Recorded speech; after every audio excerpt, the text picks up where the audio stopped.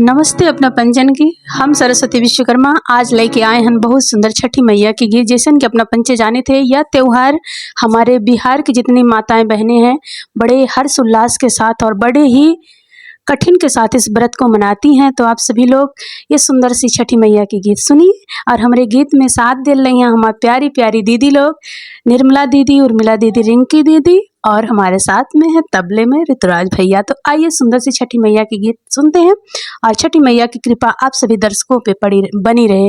आइए गीत सुनते हैं। धन्यवाद।